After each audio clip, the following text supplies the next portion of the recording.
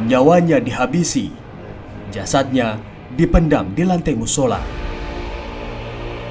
Itulah nasib tragis yang dialami seorang pria di Dusun Juroju, Desa Sumber Salak, Ledokombo, Jember, Jawa Timur.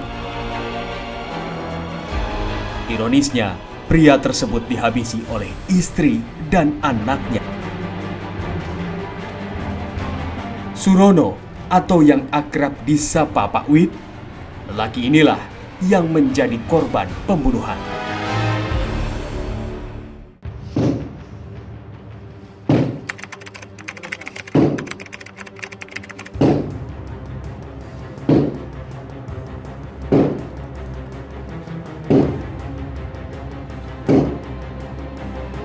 Proses pemeriksaan dari diketahui mayat yang juga telah dibunuh. Jasad Surono ditemukan terpendam di lantai musola rumahnya.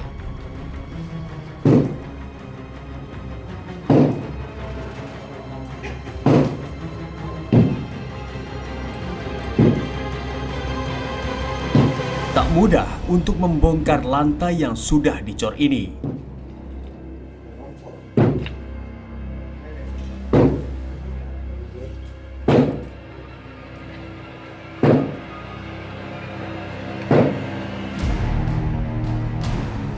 Butuh waktu 5 jam untuk bisa menemukan jasad Surono yang terpendam bersama kain dan sebatang linggis.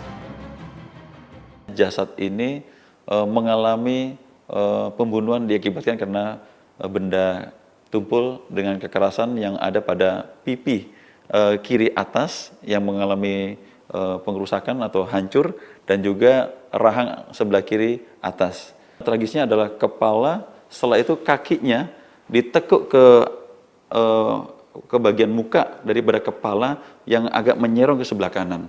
Di mana jasad tersebut tentunya tidak ada yang utuh, hanya yang utuh bagian daripada tubuhnya saja. Sementara untuk tangan, kepala, dan kaki hanya tinggal tulang saja.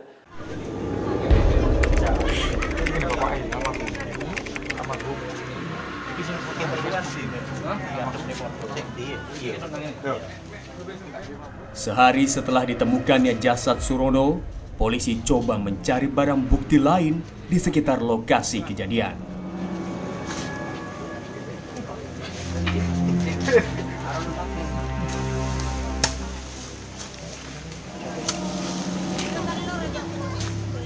Sebuah tempat pembuangan sampah tak luput dari perhatian.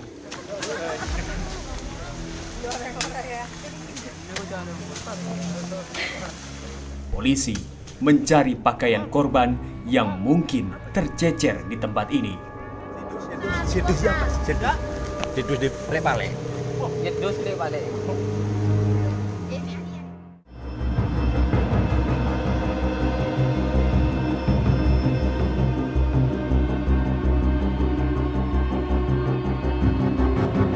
Kisah penemuan jasad Surono ini diceritakan salah satu warga bernama Salam kepada tim menyikap tabir. Ini yang bongkar ini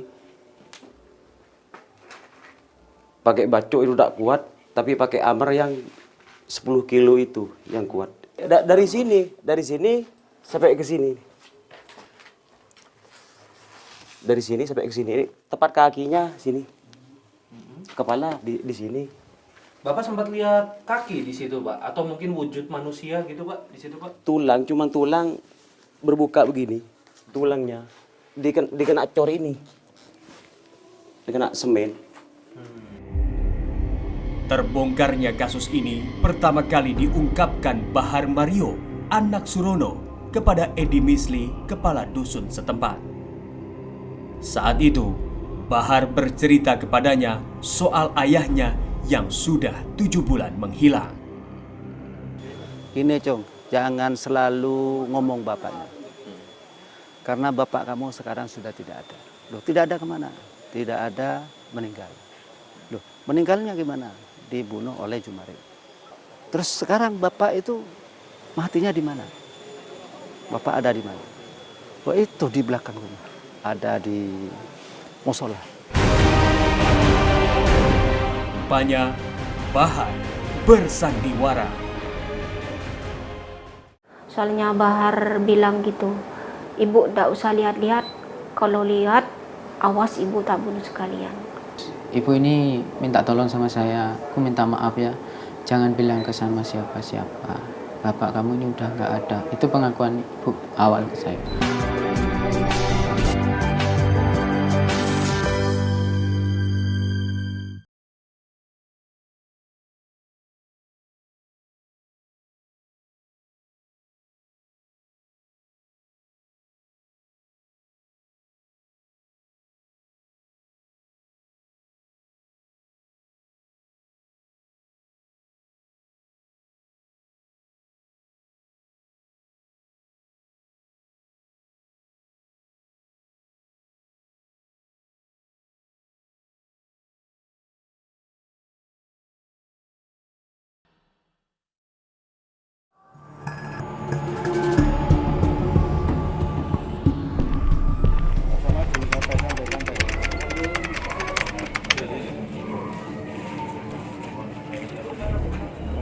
Beberapa hari kemudian, polisi akhirnya menetapkan 2 tersangka pelaku pembunuhan Surono.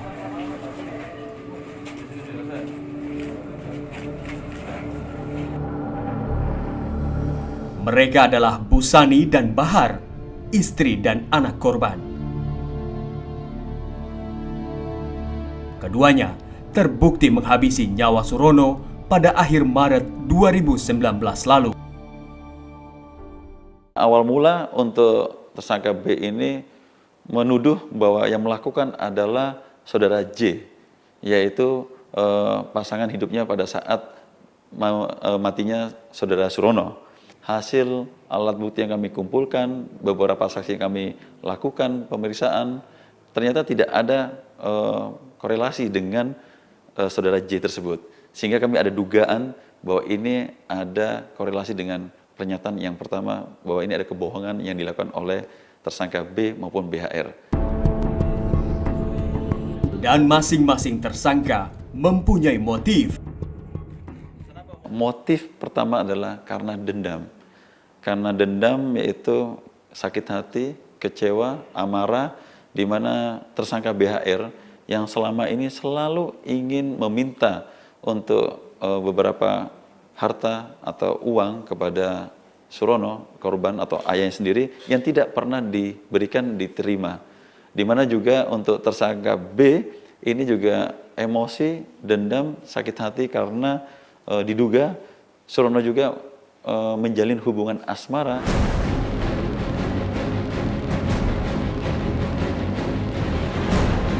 Untuk menggali informasi terkait kasus ini, tim Menyikap Tabir coba menemui kedua tersangka.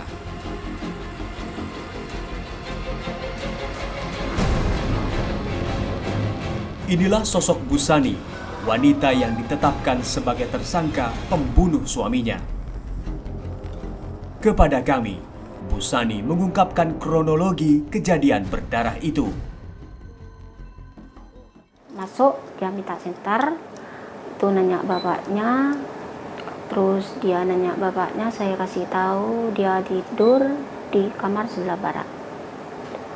Terus habis nengok, dia minta petel. Saya nanya mau diapain bapaknya, saya bilang gitu, nggak usah ikut-ikut campur apa kata saya. Bahar udah marah mulai dari jalan, udah marah, nelpon aja udah bentak-bentak saya. Saya kasih petel yang itu cat paku, katanya Bahar kekecilin. Saya taruh, suruh cari sendiri, dia nyari sendiri, linggis sebesar gini. Saya lihat Bahar udah sentolop udah dikasih di kepala, senter tuh, langsung saya lari ke sana. Nggak banyak nanya, saya takut dibunuh juga. Soalnya Bahar bilang gitu, ibu nggak usah lihat-lihat, kalau lihat awas ibu tak bunuh sekalian.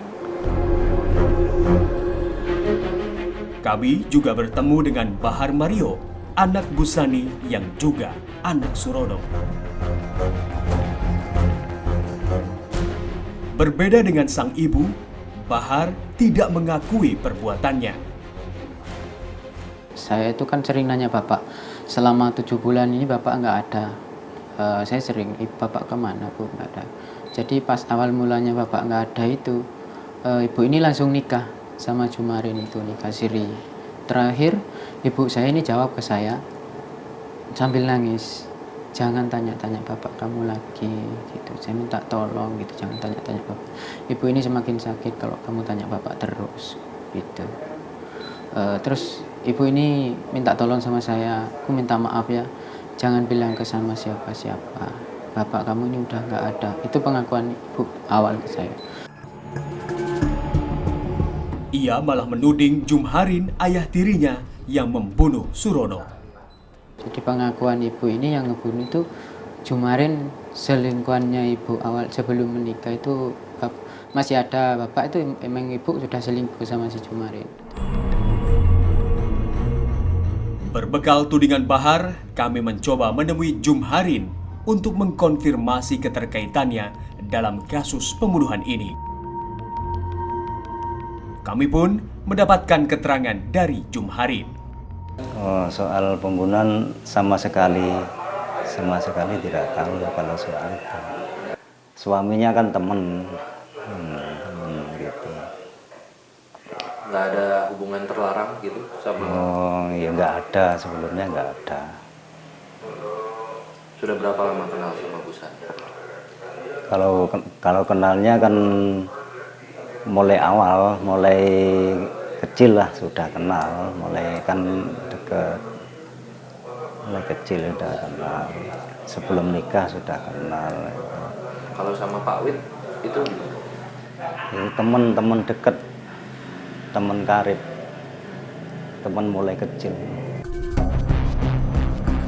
Tak hanya Jumharin, kami pun mencoba meminta keterangan dari orang terdekat Bahar Mario.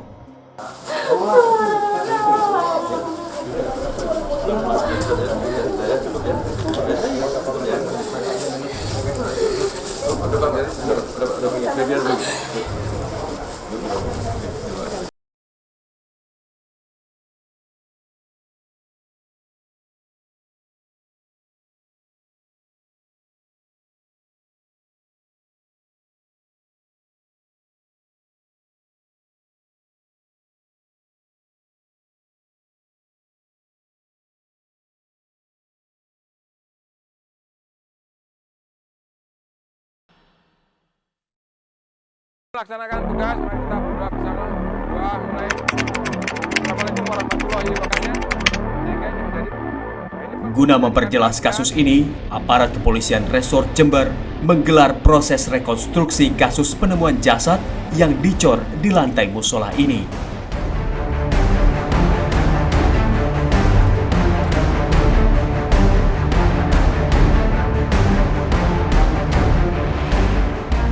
Meski keterangan kedua tersangka berbeda, namun polisi tetap menggelar rekonstruksi berdasarkan keterangan Bu Sani, istri korban.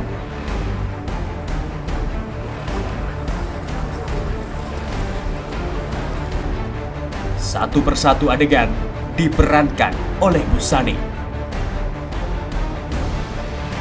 Namun, momen pembunuhan dan penguburan jenazah suaminya tak banyak ia ketahui. Ia pergi keluar rumah saat peristiwa berdarah itu terjadi.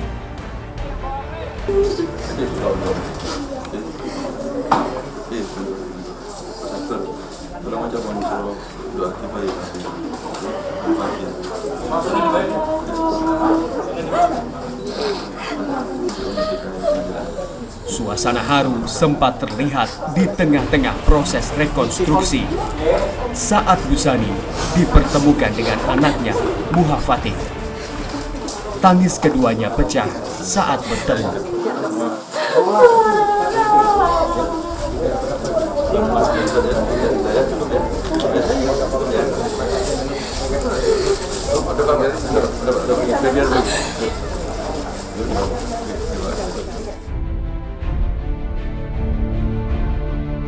Ada sosok wanita yang tidak percaya akan keterlibatan Bahar Mario dalam kasus tewasnya Surono. Ia adalah Hosaimah, istri Bahar. Wanita ini sangat meyakini jika suaminya tidak terlibat. Mas Bahar sama Pak Wid baik. Selama ada cucunya sering ke sini, pagi ke sini, datang dari kerja dari kebunnya itu ke sini gitu. Kadang jemput cucunya gitu dibawa. Sorenya diantar lagi gitu. Wah, Pak, ini apik ya. Sosok Surono alias Pak Wid kini telah tiada. Pak, madem rene, Pak. Tinggal video inilah yang menjadi kenangan keluarga. Jepret ning kono apik ya. Iki akeh. Momen ini adalah momen saat Surono menghabiskan waktu di sebuah pantai di Bali bersama Bahar, anaknya yang kini jadi tersangka. Engko motone ning kono, iki tak video.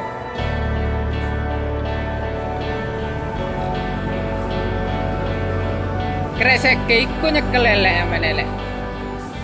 Video ini diposting oleh Bahar di akun Facebooknya pada 2018 lalu.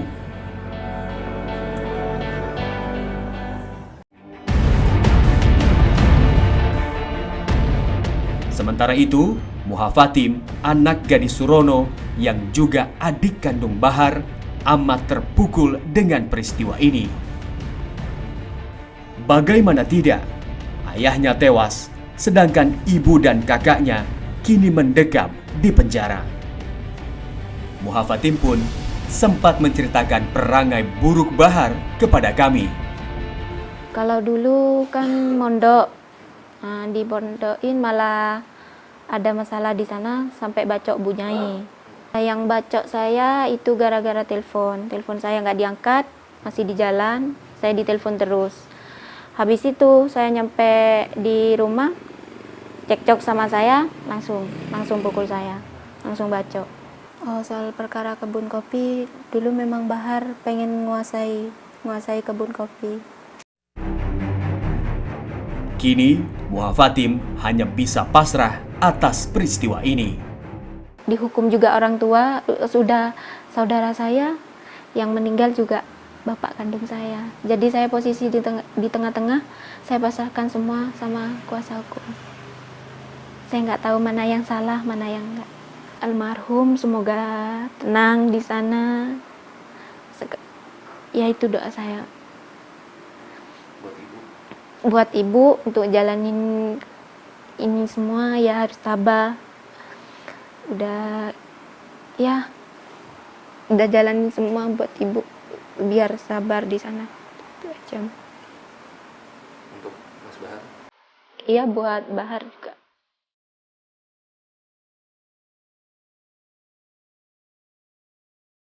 Busani telah mengakui perbuatannya. Dan Bahar Mario tetap pada keterangan awalnya bahwa bukan dia pelakunya. Namun polisi punya bukti atas keterlibatan keduanya.